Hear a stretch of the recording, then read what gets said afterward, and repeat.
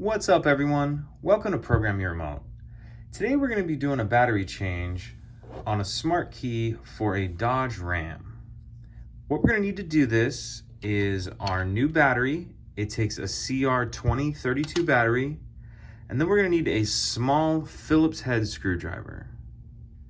So the first thing we need to do is remove the emergency key from the bottom.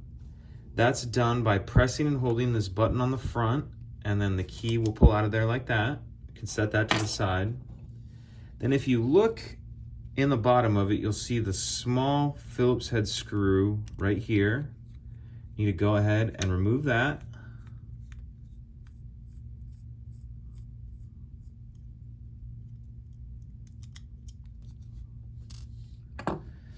And once you have that removed, we can actually pop the back off.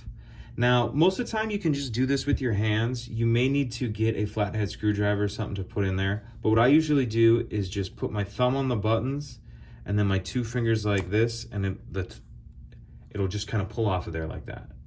Again, some come apart harder than others, so you may need something to help you, but a lot of times you can do it with just your fingers. But anyway, once you get to that point, you can pull this out, and now we see our actual battery here. So we can get that out of there. Put our new battery in. You want to make sure you put that with the plus side up, like that.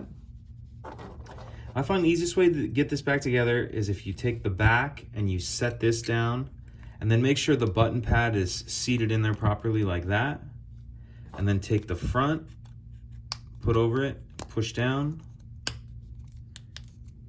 Make sure it clips.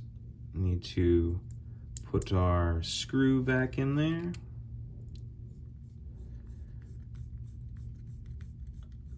Like that. Slide our emergency key back in. And that's it. Pretty simple.